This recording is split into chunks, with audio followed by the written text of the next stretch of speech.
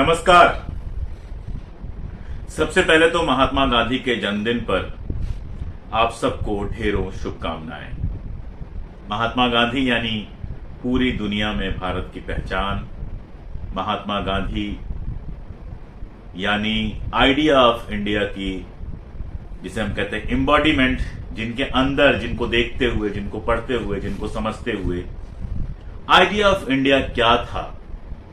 पूरे freedom movement में, आजादी की लड़ाई में आइडिया ऑफ इंडिया जो डेवलप हुआ, यानी एक देश का विचार। एक तरफ तो यह लड़ाई थी कि अंग्रेजों को देश से बाहर करना है, लेकिन इससे बड़ी लड़ाई यह थी कि जब अंग्रेज इस देश से बाहर चले जाएंगे, जब हिंदुस्तान के हाथ में, हिंदुस्तानियों के हाथ में हिंदुस्तान का शासन आ जाएगा, तो किस तरह का हिंदुस्तान बनेगा, उसका कॉन्स्टिट्यूशन क्या होगा, वहां पर माइनॉरिटीज को क्या राइट्स मिलेंगे, वहां पे औरतों को क्या राइट्स मिलेंगे, सोसाइटी के अंदर जो लोग पीछे रह गए हैं, आप कह सकते हैं दलित, आदिवासी, बहुजन, डीबीए जिनको हम आजकल एक साथ कहते हैं, उनके राइट्स क्या होंगे। कैसे हम एक ऐसा मुल्क बनाएंगे जो इन सारे डिफरेंसेस, इन सारी विभिन्नताओं के साथ आगे बढ़ेगा। वो कौन से धागे होंगे जो नेशनल इंटीग्रिटी के धागे होंगे, राष्ट्रीय एकता के धागे होंगे। गांधी को अगर पढ़ा जाए, गांधी की जिंदगी को अगर देखा जाए, तो उन धागों की पहचान हमें बहुत साफ साफ दिखाई देती है। आज जिस विषय पे मैं बात कर रहा हूं, गांधी से जुड़ी हुई जिस विषय पे मैं बात कर रहा हूं, वो है national integrity and Gandhi. Hindi में कहें तो राष्ट्रीय एकता और गांधी। जैसा मैंने आपको बताया कि आजादी की लड़ाई के दौरान ये इंटीग्रल होने की बात, ये एकता की बात बहुत जरूरी भी थी, बहुत महत्वपूर्ण भी थी। क्यों? क्योंकि इंडिया उस तरह से एक जैसा देश नहीं है जैसा दुनिया के बहुत सारे देश हैं। यानी हिंदुस्तान में अलग अलग मजहब के लोग रहते हैं, हिंदू भी हैं, मुसलमान भी हैं, सिख भी हैं, ईसाई भी हैं, पारसी भी हैं, यानी मेजॉरिटी है, माइनॉरिटी है। दूसरे जो सबसे बड़ी आबादी है, यानी हिंदुओं की आबादी, उसके अंदर कास्ट डिफरेंसेस हैं, आप जानते हैं। एक ऐसा सिस्टम बनाया गया है, एक ऐसा सोशल सिस्टम है जो हायरार्की बेस्ड है। कुछ जातियां खुद को ऊंची जातियां कहती हैं, कुछ जातियां खुद को वो तो नहीं कहती, लेकिन उन जातियों को तथाकथित नीची जातियों में माना जाता था। एक वक्त था जब हमारे यहां उनके लिए अछूत शब्द उपयोग किया जाता था, यानी उनको छुआ नहीं जा सकता है। भाषाएं हमारी अलग अलग हैं। कश्मीर में कश्मीरी बोली जाती है, महाराष्ट्र में मराठी बोली जाती है, असम में असमिया, बंगाल में बांग्ला, साउथ में चले जाएं तो कन्नड़ बोली जाती है, तमिल बोली जाती है, और सारी शानदार भाषाएं हैं। सबका अपना इतिहास है, सबका अपना लिटरेचर है, सबका अपना म्यूजिक भी है कई बार। यानी अलग अलग भाषाएं हैं हमारी। मजेदार तो यह है, इन भाषाओं में भी बहुत सारी भाषाएं हैं। अगर आप हिंदी को ही ले लें तो एमपी में जो हिंदी बोली जाती है, हरियाणा में जो हिंदी बोली जाती है, दिल्ली में जो हिंदी बोली जाती है, यूपी या बिहार में जो हिंदी बोली जाती है, वो बिल्कुल एक जैसी नहीं है, उसमें काफी फर्क है। क्यों? क्योंकि लोकल जो बोलियां हैं, लोकल जो भाषाएं हैं, अवधी है, ब्रज है, बुंदेली है, इन सारी भाषाओं का असर हमें हिंदी के ऊपर दिखाई देता है। यानी हम एक ऐसा मुल्क है, हिंदुस्तान एक ऐसा देश है जहां ढेर सारी विविधताएं हैं। ये कोई मोनोलिथ नहीं है। अलग अलग तरह की भाषाएं हैं, अलग रिलीजन्स हैं, अलग कास्ट है, और ये तमाम तरह की डाइवर्सिटी है। एक वक्त में हमारे यहां एक नारा बहुत प्रसिद्ध था, यूनिटी इन डाइवर्सिटी, अनेकता में एकता। तो किसी भी नेशनल इंटीग्रिटी के लिए यह बहुत जरूरी है कि ये जो तमाम सारी विभिन्नताएं हैं, ये जो तमाम सारी विविधताएं हैं, ये जो डायवर्सिटीज है डिफरेंट, इन डायवर्सिटीज को रेस्पेक्ट करते हुए एक ऐसा कॉन्स्टिट्यूशन बने या एक ऐसा तरीका बने देश के ऊपर शासन चलाने का जिसमें ये सब मिलजुल कर देश को आगे बढ़ाने में योगदान दे सके। अगर गांधी की आप पूरी फिलॉसफी देखें तो उसका मुख्य उद्देश्य यही था। एक एक करके हम बात कर लेते हैं। सबसे पहले रिलीजन्स को लेके हम बात कर लेते हैं। आप जानते हैं गांधी रिलीजियस आदमी थे। गांधी ने बाइबल को भी पढ़ा था, गांधी ने इस्लाम को भी पढ़ा था, कुरान को भी पढ़ा था, हिंदुइज्म तो वो पढ़े ही थे। लेकिन रिलीजियस होने के नाते, हिंदू होने के नाते उनके अंदर वो एक्सक्लूसिव वाला मामला नहीं था कि मेरा ही धर्म सबसे महान है, बाकी सब बेकार है। जब आपका ये नजरिया होता है कि मेरा धर्म तो सबसे शानदार है, चाहे वो जो भी धर्म हो, हिंदू हो, मुस्लिम हो, ईसाई हो, कुछ भी हो, मेरा धर्म तो बहुत शानदार है, लेकिन जिन लोगों का धर्म हमसे अलग है या इसके अलावा जो बाकी धर्म है वो सब गड़बड़ है। ये जो अदरिंग का प्रोसेस होता है जिसमें हम यानी हमारा धर्म या हम जैसा करते हैं, हम जैसा सोचते हैं, और बाकी सब अदर्स, अन्य, ये जो अदरिंग का पूरा प्रोसेस है ये गांधी के रिलीजियस होने को नहीं बनाता है। गांधी का रिलीजियस होना इंक्लूसिव होना है। इसीलिए आप देखते हैं कि जो उनकी प्रार्थना सभाएं होती थी, आप जानते हैं कि प्रार्थना सभाओं में, प्रेयर मीटिंग्स में जो वो लेक्चर दिया करते थे, वो सारे के सारे लेक्चर जो है अब कंबाइंड एक बुक के रूप में आ चुके हैं, उसको पढ़ा जा सकता है। जो उनके लेक्चर्स होते थे, प्रेयर लेक्चर्स जो उनके हुआ करते थे, प्रार्थना सभाएं जो उनकी हुआ करती थी, और आप जानते हैं कि चाहे कितनी भी मुश्किल रही हो, चाहे कितने भी मुश्किल हालात रहे हों, गांधी ने अपनी इवनिंग प्रेयर मीटिंग्स कभी बंद नहीं की।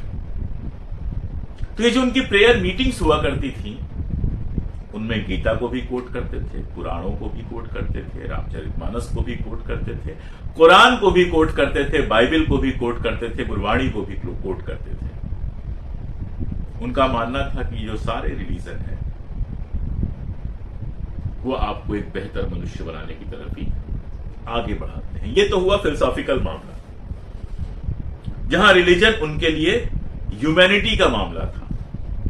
इसीलिए मैं आपको एक छोटा सा एग्जांपल दूं कि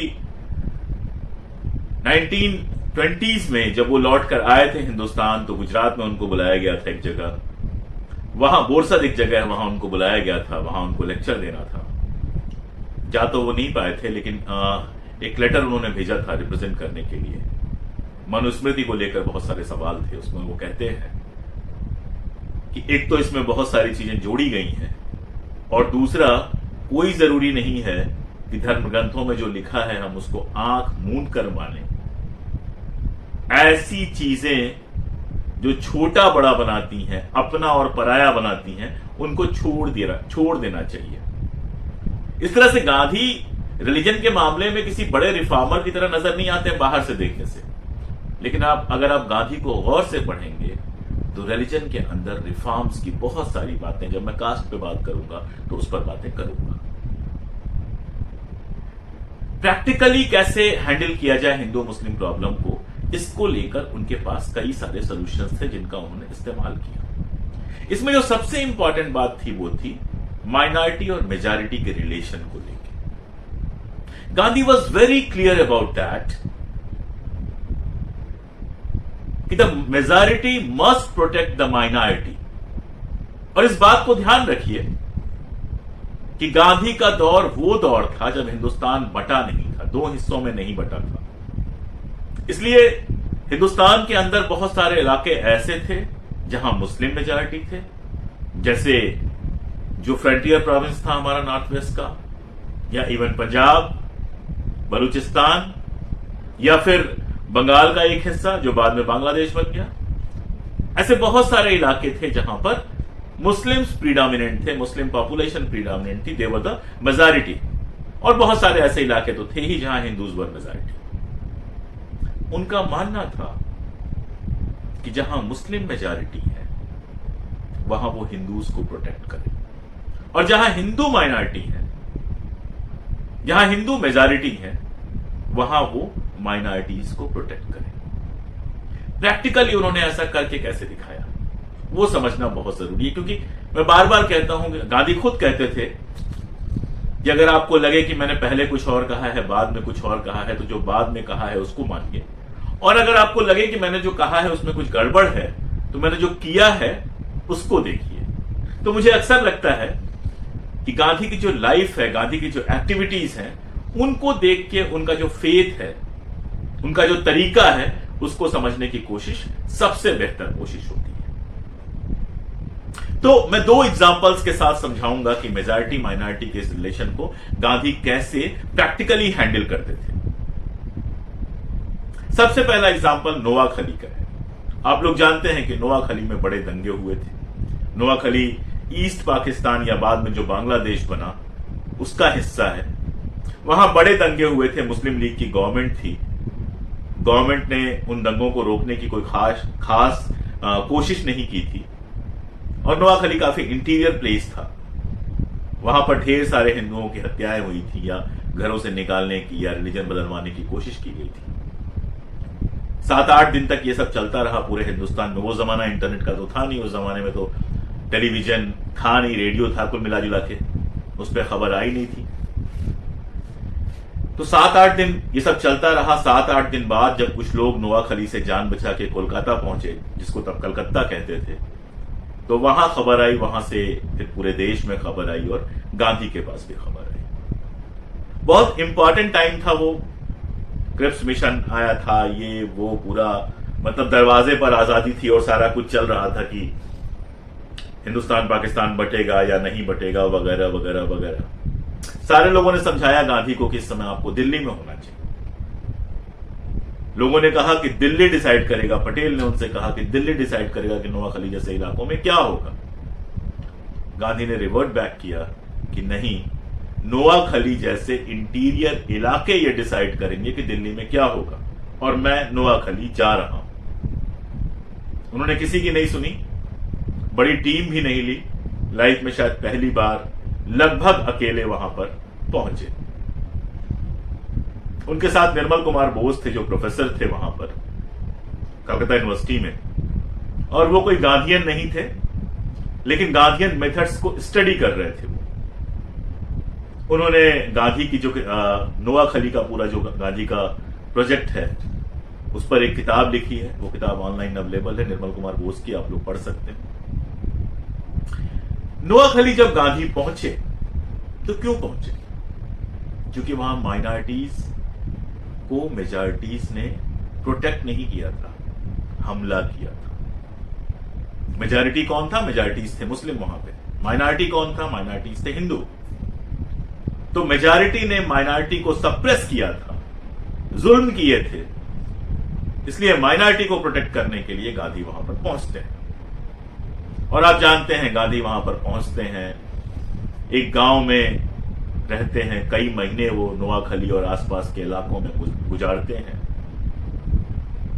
जो लोग बंगाल से हैं वो शायद समझ पाए इस बात को कि उस जमाने में बहुत सारे गांव सड़कों से नहीं, नदियों से जुड़े हुए थे, और नदियों के ऊपर बहुत पतले पतले बांस के पुल बने हुए थे, बैम्बू के पुल बने हुए थे, जिन पर चलना कोई आसान काम नहीं था। बट 78-79 ईयर्स के गांधी ने उस पर चलना सीखा। तमाम सारे गांवों में गए, लोगों से बात की, और ऐसा नहीं कि Gandhi was very welcome there. जो मेजॉरिटी थी वहां पे, मुस्लिम लीग जिसको सपोर्ट कर रही थी, मुस्लिम लीग का वहां पर शासन भी था, उसने काफी विरोध करने की भी कोशिश की। जैसे गांधी जिस रास्ते से जाते थे उस रास्ते पे कांच के टुकड़े, ग्लास के टुकड़े बिखेर दिए गए ताकि उनके पैरों में घाव हो जाए। अगले दिन गांधी ने अपना खड़ाऊ भी जो पैर में वो पहनते थे वो भी उतार दिया और कहा कि मैं बेयर फुट जाऊंगा। शर्म के मारे लोगों ने कांच हटा दिया। गंदगी फैलाई गई उनके रास्ते में। गांधी मुस्कुराते हुए चलते रहे, शर्म के मारे हटा दिया गया वो सारा कुछ। ऐसे ही गांधी वहां पर जो प्रेयर मीटिंग करते थे, उन प्रेयर मीटिंग्स में लोगों ने हमले करने शुरू किए। एक किस्सा निर्मल कुमार बोस बताते हैं कि एक बंदे ने गांधी का गला दबा दिया और उस लेवल तक दबाया कि उनका चेहरा नीला पड़ गया, बट गांधी केप्ट स्माइलिंग, और फाइनली उस आदमी ने गला छोड़ दिया और बाद में आके गांधी से माफी मांगी। अगर उस दौर के गांधी के भाषण आप सुने, नोआखली में जो गांधी ने लोगों से बात की है, या फिर जिस तरह से जाकर वो लोगों से मिले हैं, या फिर अपनी प्रार्थना सभाओं में जो कुछ कहा है, 2-3 चीजें बहुत क्लियर है। पहली बात तो वो ये कहते ही हैं कि मेजॉरिटी मस्ट प्रोटेक्ट माइनॉरिटी। दूसरी बात वो कहते हैं कि माइनॉरिटी के ऊपर जब हमला होता है तो वहां से भागना कोई सोल्यूशन नहीं है, चाहे जान चली जाए लेकिन अपना इलाका मत छोड़ो। तीसरी बात जो बहुत इंटरेस्टिंग है, एक पुलिस ऑफिसर था जो काफी बदनाम था उन दंगों में कि उसने काफी एट्रोसिटीज की हैं। लोकल जो डीएम थे अंग्रेज, उनके साथ वो उनसे मिलने आया, बल्कि गांधी की मीटिंग चल रही थी, वहां पर वो मिलने आया।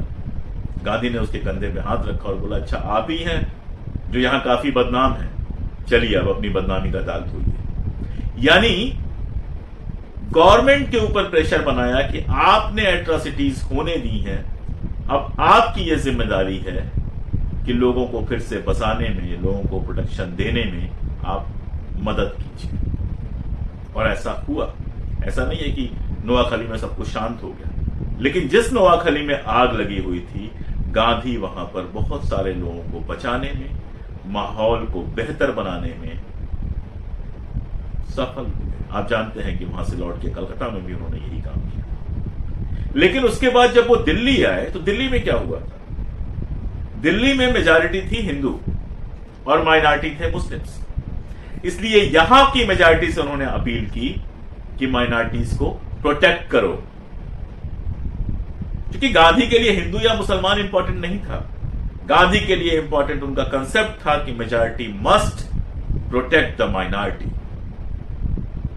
तो दिल्ली में उन्होंने कहा कि नहीं, यहां पर मुसलमानों के साथ कुछ बुरा नहीं होना चाहिए। ठीक वैसे ही जैसे नोआखली में उन्होंने कहा था कि हिंदुओं के साथ कुछ बुरा नहीं होना चाहिए। और आप जानते हैं कि दिल्ली में उन्होंने शांति कायम करने में एक हद तक सफलता पाई।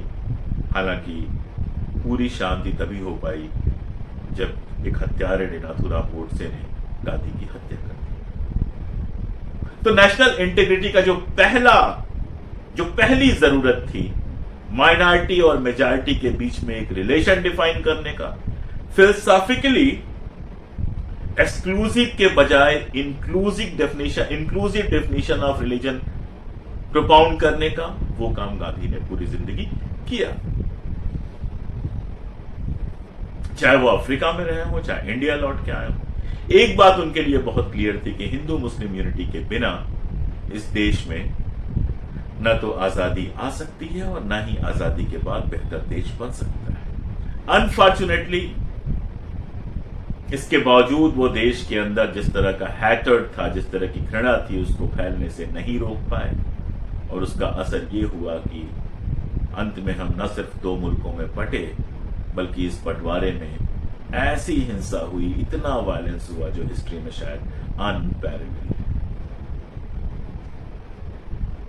दूसरी चीज जिसका मैंने पहले जिक्र किया, हिंदू समाज के भीतर ऊंच नीच को लेकर लड़ाई। देखिए, गांधी इस मामले में कोई रिवोल्यूशनरी नहीं थे कि उन्होंने जाति को खत्म करने से ही शुरुआत की थी। नेचुरली अंबेडकर को अगर आप देखेंगे तो जाति को खत्म करने की बात उनके यहां ज्यादा जोर से आती है। लेकिन गांधी को यहां पर समझना और पढ़ना बहुत जरूरी है, बजाय इसके कि उनको खारिज कर दिया जाए, या फिर एक तरफ अंबेडकर और एक तरफ गांधी को खड़ा करके पूछा जाए कौन बड़ा कौन छोटा। गांधी एक नेशनल मूवमेंट को लीड कर रहे थे। उस नेशनल मूवमेंट में हर कास्ट के लोग थे, हर रिलीजन के लोग थे। गांधी ने जो सबसे पहला स्टेप उठाया, वो उठाया अनटचेबिलिटी के खिलाफ।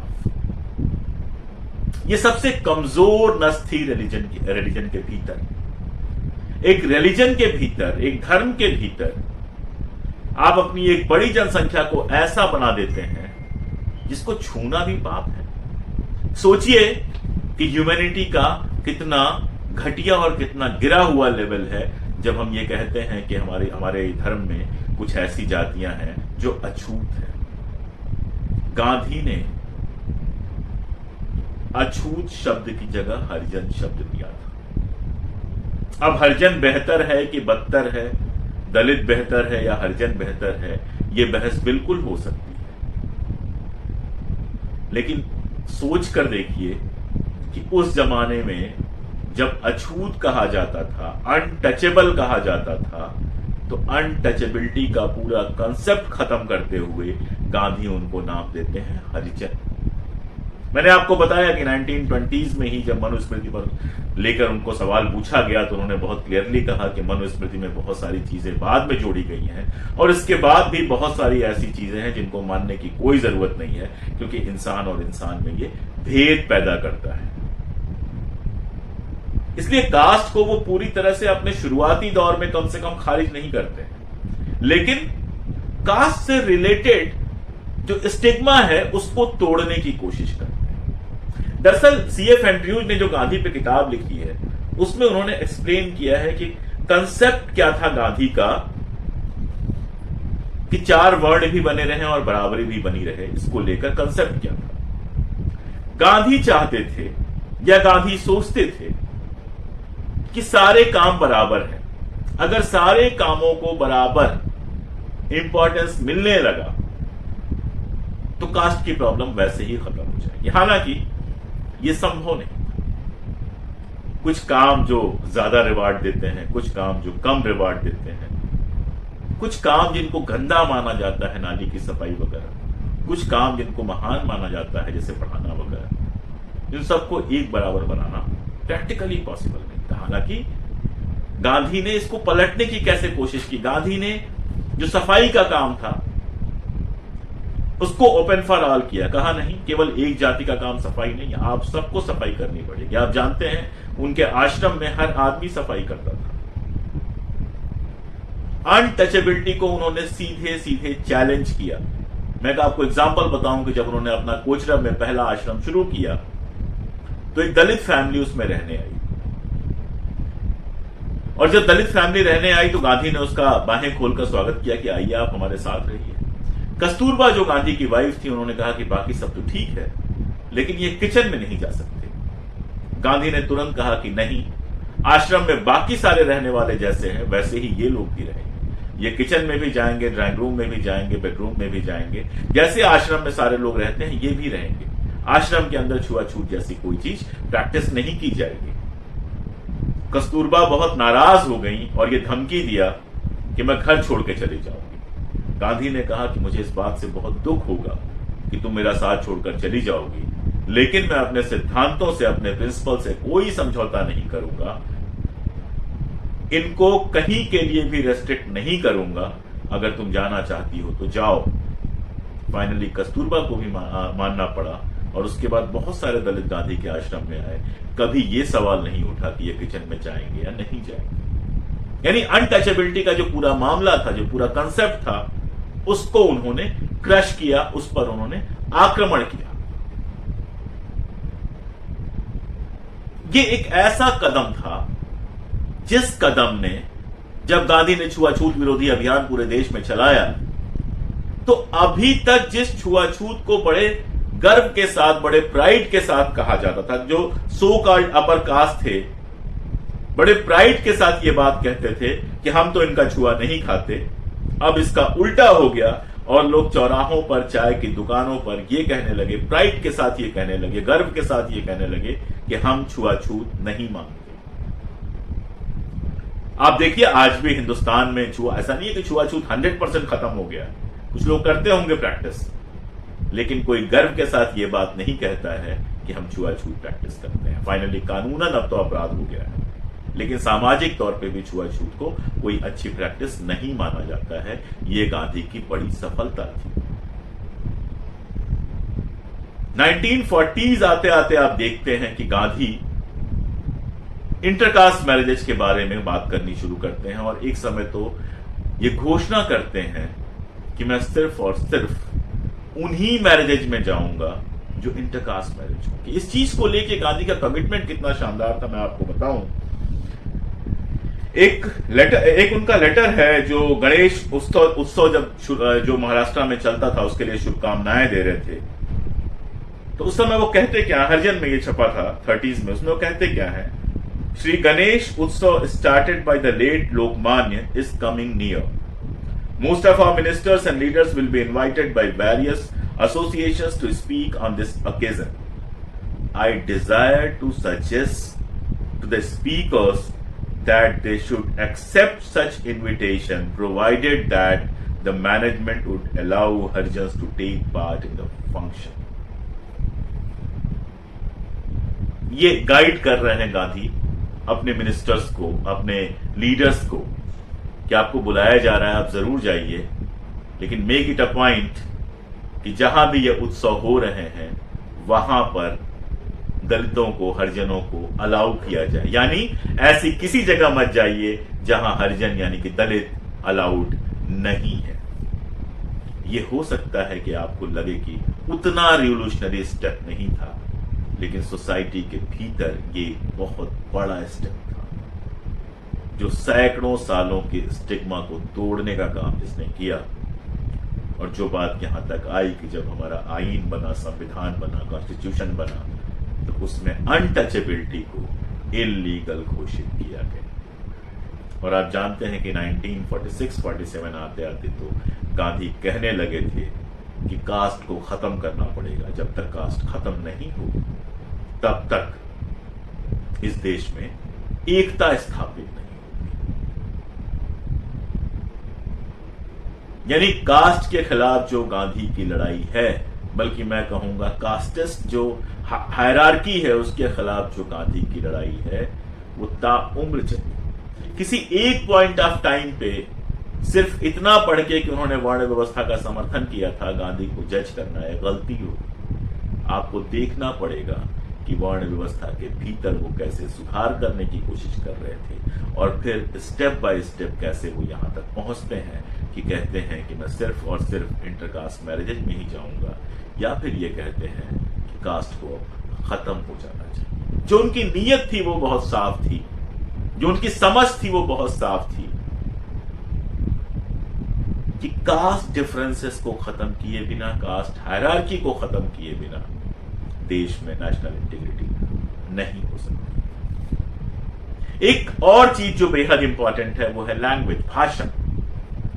आप जानते हैं हिंदुस्तान एक बड़ा देश है, जैसा मैंने बताया कि डिफरेंट उसमें लैंग्वेजेस बोली जाती है, और लैंग्वेज को लेके भी हमारे यहां लिंग्विस्टिक नेशनलिज्म है पूरा, लिंग्विस्टिक प्राइड का भी बहुत मामला है, हमारी लैंग्वेज सबसे अच्छी, हमारी लैंग्वेज सबसे पुरानी, वगैरह वगैरह। सबसे पहले तो गांधी ने खुद को इस लिंग्विस्टिक प्राइड की कैद से बाहर निकाला। आप जानते हैं गांधी गुजराती थे, गुजराती तो उनको नेचुरली आती थी। उन्होंने हिंदी सीखी। कम लोगों को पता होगा कि जब वो चंपारण पहली बार गए थे किसान आंदोलन में तो उनको हिंदी नहीं आती थी, क्योंकि गुजरात में रहे। गुजरात से वो सीधे अफ्रीका चले गए, इंग्लैंड गए पढ़ने के लिए, लौट के आए, अफ्रीका चले गए, तो हिंदी गुजराती उनको आती थी, अंग्रेजी अच्छी आती थी, हिंदी सीखी। और सिर्फ हिंदी सीख के नहीं रहे, उन्हें लगा कि साउथ की एक लैंग्वेज सीखना बहुत जरूरी है, इसलिए उन्होंने तमिल सीखी, उर्दू सीखी, फारसी सीखी। और जब वो नोआखली के लिए बंगाल में गए तो लोगों से बंगाली में बात कर सकें, बांग्ला में बात कर सकें, बांग्ला में लिखा हुआ पढ़ सकें, इसलिए उन्होंने बांग्ला सीखना भी शुरू किया। और 30 जनवरी 1948 को जब उन्हें मारा गया, जब उनके ऊपर एक हत्यारे ने, नाथूराम गोडसे ने गोली चलाई, उस दिन भी उन्होंने बांग्ला की प्रैक्टिस की थी। यानी अपनी जो लैंग्वेज, जो प्रेजुडिस है, भाषा को लेकर जो पूर्वाग्रह है, उसको उन्होंने पूरी तरह से तोड़ दिया था। नंबर 1। नंबर 2, आजाद हिंदुस्तान के लिए उन्होंने एक ऐसी भाषा का प्रपोजल दिया था जिस भाषा में हिंदी के भी लफ्ज हों, उर्दू के भी शब्द हों, और जो लोकल डायलेक्ट्स हैं, स्थानीय भाषाएं जो हैं, उनसे भी वो एनरिच हो, उनसे भी शब्द ले। ये उनका प्रपोजल था जिसको उन्होंने कहा हिंदुस्तानी। इसीलिए आप जानते हैं साउथ में और बाकी जगहों पर उन्होंने हिंदुस्तानी प्रचार सभा की स्थापना की थी। ये वही भाषा है जिस भाषा में मैं आपसे बात कर रहा हूं, यानी ये वो भाषा है जो किसी दूसरी भाषा से बेहतर होने का, श्रेष्ठ होने का दावा नहीं करती और खुले दिल से उर्दू के लफ्ज भी आने देती है, लोकल जो हमारे डायलेक्ट्स हैं उनको भी आने देती है, यहां तक कि जहां अंग्रेजी आती है वहां अंग्रेजी को भी आने देती है। हिंदुस्तानी के मामले में एक पत्रकार से उनकी बातचीत है जिसमें वो कहता है कि कुर्सी के लिए वो संस्कृत का कोई शब्द लेके आता है, कहता है कि ये उपयोग होना चाहिए। तो गांधी मुस्कुरा के कहते हैं कि जब कुर्सी जैसा लफ्ज हमारे पास है जिसका मानी हर कोई समझता है, तो फिर एक नया लफ्ज लाने की जरूरत क्या है। यानी हिंदुस्तानी वॉज अ प्रैक्टिकल लैंग्वेज जो हिंदुस्तान के लोगों के बीच में लिंगुआ फ्रैंका का काम कर सकती थी।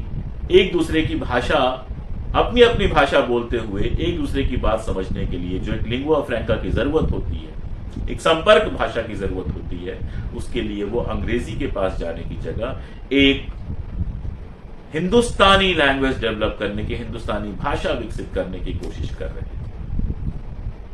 याद रखिए वो टाइम, मैं फिर याद दिला दूं कि वो टाइम वो था जब हिंदुस्तान में उर्दू और हिंदी दोनों पढ़ाई जाती थी, और उर्दू मतलब मुसलमान, हिंदी हिंदी मतलब हिंदू से ज्यादा मूर्खतापूर्ण बात कोई नहीं है। जिसको अब यूपी कहते हैं, वहां के ज्यादातर इलाकों में उर्दू मेन लैंग्वेज थी। मेरे अपने जो ग्रैंडफादर थे वो उर्दू ही जानते थे। उर्दू के बहुत बड़े शायर आप जानते हैं, फिराक गोरखपुरी, हिंदू थे। तो भाषा कोई हिंदू मुसलमान में नहीं बटी हुई थी। ट्रेडिशन से उर्दू एक बड़े समाज की भाषा थी, हिंदी डेवलप हो रही थी। तो उनका प्रपोजल यह था कि शुरुआत में हिंदुस्तानी जो लिखी और बोली जाए सरकारी तरीके पर, खासतौर पर लिखी जाए, उसमें उर्दू और जो हमारी नागरी स्क्रिप्ट है हिंदी की, वो दोनों की दोनों यूज की जाए। उनका मानना था कि बाद में धीरे धीरे सारा कुछ नागरी स्क्रिप्ट में आप ला पाएंगे, लेकिन उस दौर में वो चाहते थे कि हिंदुस्तानी दोनों स्क्रिप्ट में लिखी और बोली जाए। इस तरह मैंने आपको बताया कि नेशनल इंटीग्रिटी के लिए जो बाकी पॉलिटिकल चीजें हैं वो तो आप जानते ही हैं कि कैसे गांधी सबको साथ लेकर चलने की कोशिश करते थे। लेकिन उसके लिए जो हमारा सोशल फैब्रिक था, उस फैब्रिक में उन्होंने किस तरह से काम किया। जो हमारी रिलीजन को लेकर डाइवर्सिटी थी, जो हमारी कास्ट को लेकर डाइवर्सिटी थी, या मैं कहूं है, और जो हमारी भाषा यानी लैंग्वेज को लेकर डाइवर्सिटी थी, उसको पाटने के लिए, उसको समतल करने के लिए, उसको तोड़ने की जगह जोड़ने की चीज बनाने के लिए गांधी ने अदरिंग के सारे प्रोसेस को हमेशा चैलेंज किया और सबको साथ लेकर चलने की कोशिश की। रिलीजन के बारे में मैंने आपको बताया कि उन्होंने कहा कि majority must protect the minority. Caste के बारे में मैंने उनको बताया कि कास्ट हायरार्की जो है इट मस्ट बी अबॉलिश्ड। और लैंग्वेज के बारे में मैंने आपको बताया कि सारी लैंग्वेजेस के बीच एक कॉमन पुल बनाकर उन्होंने हिंदुस्तानी जैसी लैंग्वेज प्रपोज की।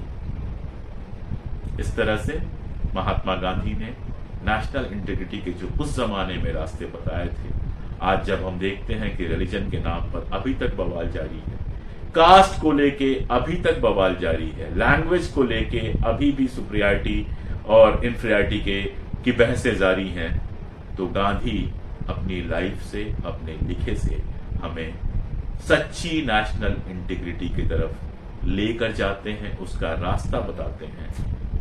गांधी आपसे कहते हैं कि कोई भी राष्ट्रीय एकता या ताकत जबरदस्ती नहीं बनाई जा सकती है, तोड़कर नहीं बनाई जा सकती है, वो प्यार से, मोहब्बत से दिलों को जोड़कर बनाई जा सकती है। मुझे उम्मीद है गांधी का ये संदेश आप लोग दुनिया भर में लेके जाएंगे। बहुत